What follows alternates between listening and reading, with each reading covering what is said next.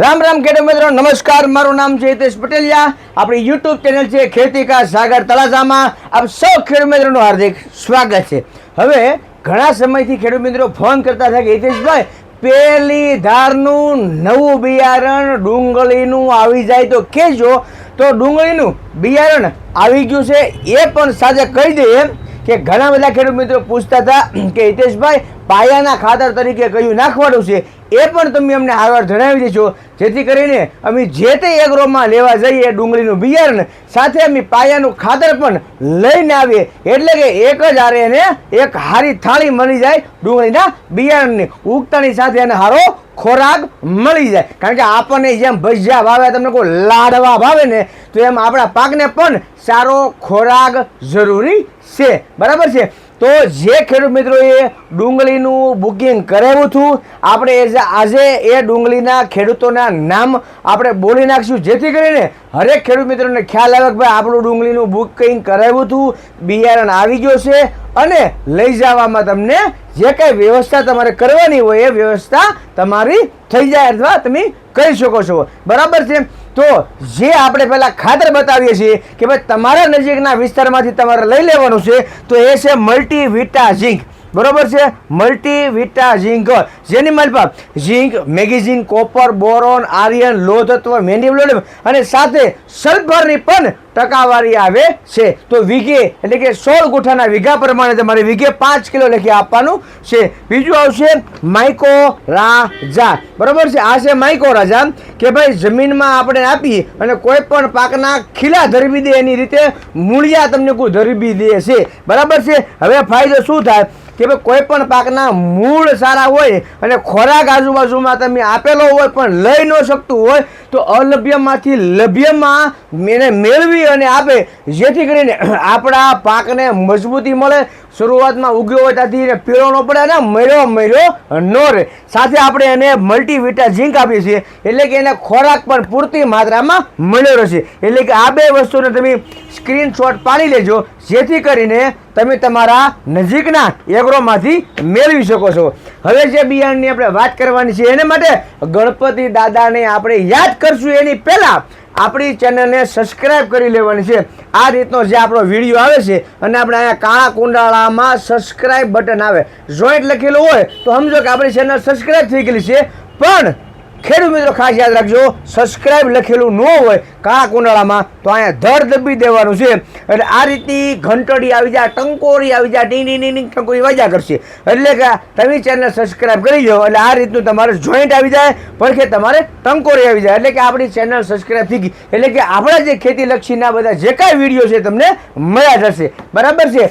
એની પહેલાં આપણે ગણપત દાદાને હવે યાદ કરી લઈ કે ભાઈ તમે જે ડુંગળીનું બિયારણ અમને બુકિંગ કરાવ્યું હતું એ આવી ગયું છે. પણ કયું ડુંગળીનું બિયારણ બુકિંગ કરાવ્યું હતું કે હે ગણપતિ દાદા, જેઠ મહિનો બેસી ગયો છે આજે અને 2 અધિક માસ એક તો ગયો, એક તમને આજ બેસી ગયો છે.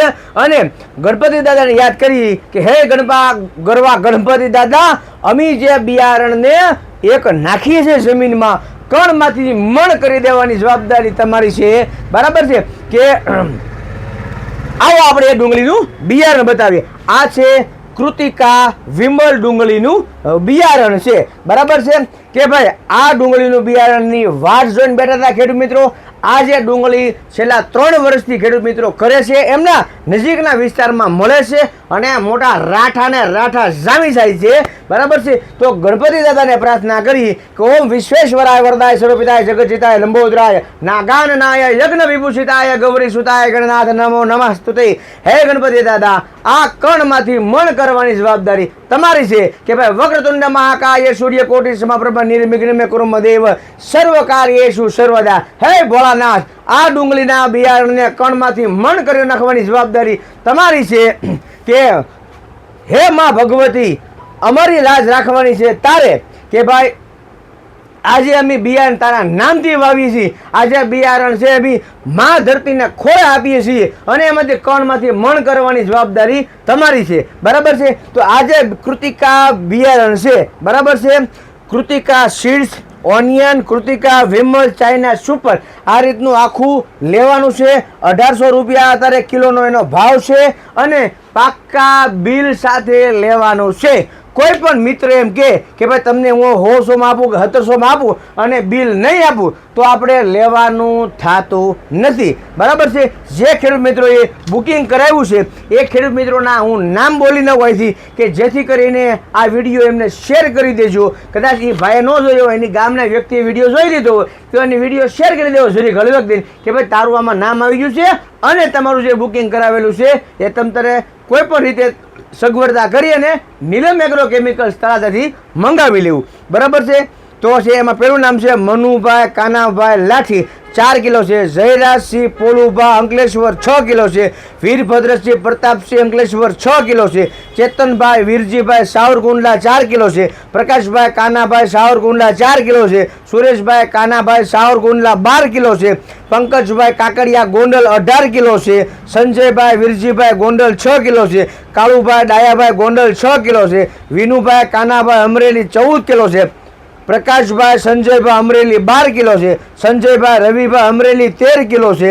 બરોબર. અમિતભાઈ બેચરભાઈ અમરેલી 8 કિલો છે.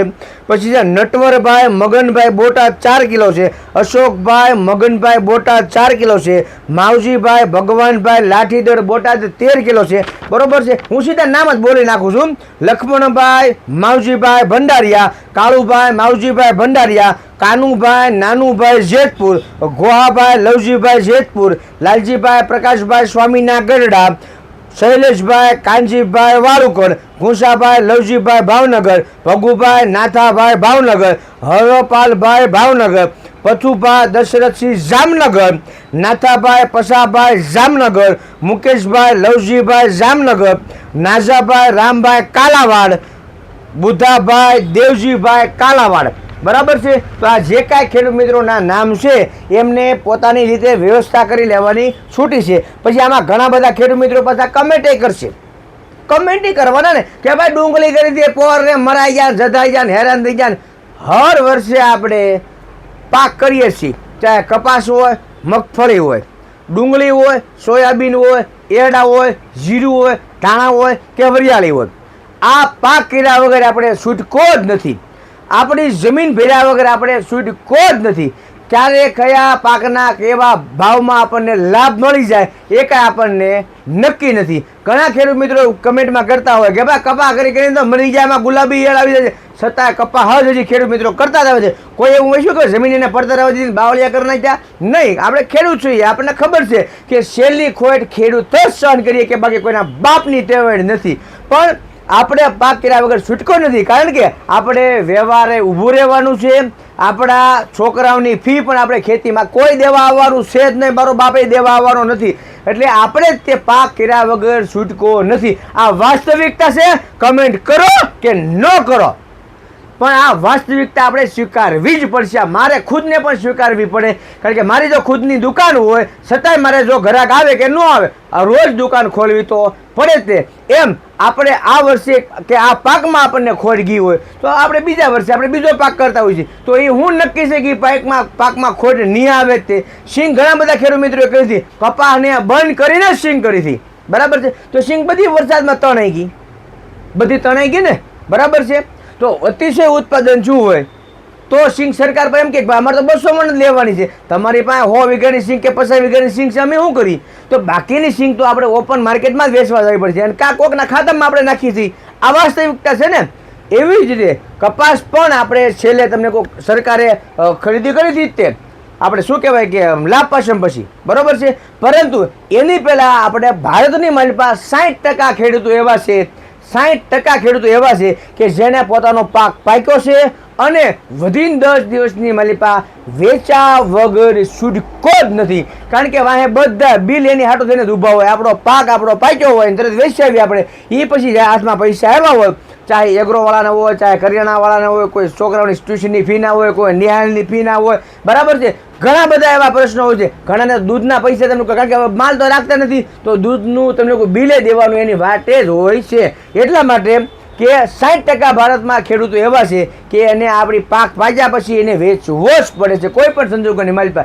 એટલા માટે રોકડિયા પાક આપણે કરતા હોઈએ છીએ અને આપણા પાક કર્યા વગર છૂટકો નથી, બરાબર છે. તો પાયાના ખાતર તરીકે મેં તમને જે કીધું છે મલ્ટીવિટા ઝીંક તમે લઈ શકો છો, બરાબર. એનો મેની ખોરાક છે, બરાબર. આ જે પાક છે, આ જે માઇકોરાજા છે એ પણ આપવું જરૂરી છે, કારણ કે જેટલું માઇકોરાજા પહેલેથી આપણે આપણા પાકમાં આપશું તો એના મૂળિયા એના હાજર થઈ જશે, અને એમાં માઇનર તમને કહું હળવો માઇક્રોન્યુટ્રન્ટ આપેલું તો હોય જ છે.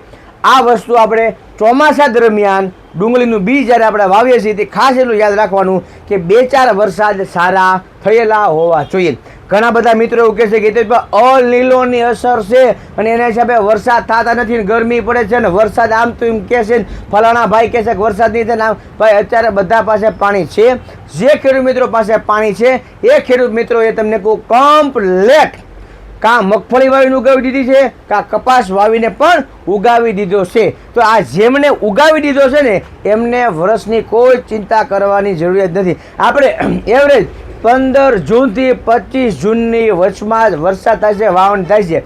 આ તો 2-3 વર્ષ તમને કહું વહેલા વરસાદ થવા માંડે ને એમાં આપણને પાણી વરસાદ, અને એમાં પાછા તમને કહું આ લોકો આગાહીકારો કહેવા માંડ્યા કે વરસ આમ થવું છે તેમ થવું છે, ફગી ગયું વાદળા બતાવતા નથી. બધું એના સમયે આવી રહેશે, કારણ કે કીડીને કણને હાથીને મણ આપ્યું છે. જેમ આપણે અનોપસિંહ બાપુ કહે છે કે આપણે જન્મમાં ત્યારે 2-2.5 કિલોના હતા અને મરી જાઓ ને બાળી આવશે રાખ ભેગી કરો ને તો 2-2.5 કિલોની થશે. અરે દ્વારિકાવાળો ભલામણ માંગો વીને આપે ત્રી, આ પાપી પેટ છે ને એ એને આપ્યું છે ને ભરવાની જવાબદારી એની જ છે. આપણા તમને કોઈ ઘરમાં 5 સભ્યો છે ને તો 5 સભ્યો અને 2 ભેહું હોય ને તો એ 2 ભેહુંનું અને આપણું તમને બધું પૂરું કરવાની જવાબદારી પ્રભુની છે, કારણ કે આપણે એની દુનિયામાં આંટો મારવા આવ્યા છીએ, આપણી મરજીથી આપણે નથી આવ્યા. એટલા માટે તમારે કોઈ એવું મગજમાં લોડ નહીં લેવાનો કે આમ થાય ગામ કે નહીં ગામ કહેવાય આપણે એવું વિચારવાનું નથી. ગામ શું કહે, સમાજ શું કહે, કારણ કે તમારે તમારો છોકરો પરણાવવો હોય ને તો એ સમાજમાં પરણાવવાનો છે, પણ કોઈ એમ નહીં કે મારા ઘરે દે દીકરી અથવા કે મારા ઘરે દીકરી છે લઈ જા, બરોબર. એ પહેલાં એમ જ કે આપણી પાસે શું પૈસા છે, શું છે, આ છે તે છે, ખોડા કેવા છે. એટલા માટે આપણે આપણું કરવાનું છે તમ તારે, અને આપણામાંથી વધ્યું રહે તો આપણા ભાઈઓનું કરવાનું છે, બરાબર છે. પછી તમ તારે આપણા ગામનું કરજો. બાકી મારી તમને એવી વિનંતી છે કે આલાવાળા બહુ ખર્ચા નહીં કરવાના, અને જે આપણને ખેતીમાં ઉત્પાદન મળે એનું બહુ વ્યવસ્થિત આયોજન કરવાનું. આપણી પાસે જમીન જેટલી હોય એટલું, પણ એવું આયોજન કરવાનું છે કે આપણે અમુક ટકા માલ આપણો વેચી શકીએ અને અમુક ટકા માલ આપણે પડતર આપણે પાસે રાખી મૂકીએ કે ભાઈ ભાવ થાય ત્યારે આપણે એને વેચી શકીએ. એવું થોડું ધીમે ધીમે આપણે ખેતીમાં આયોજન કરવું પડશે, કારણ કે અમુક પાક એવા છે કે જે તમારે પાક પાક્યા પછી એને હટ વેચ્યા વગર છૂટકો નથી, નકર મરી જવાના થઈ આપણે, બરાબર છે. જો આપણને કદાચ વિડીયોમાં બોલવામાં કદાચ ભૂલ પડી હોય અથવા વધારે બોલાઈ ગયું હોય તો બધાના પગમાં હાથ જોડીને વિનંતી છે, માફી આપજો તમ તારે. પણ મારો ઉદ્દેશ એવો છે કે ખેડૂતોને ખેતીમાં ઉત્પાદન મળવું જ જોઈએ. પછી આપણે ભાગમાં ભાવ હશે તો 100% આપણે ધબડાટી બોલાવવા પૈસા મળશે, પણ એવું આયોજન તો કરવું જ પડશે, બરાબર છે. બાકી રામ રામ, રજા આપજો. જય જવાન જય કિસાન.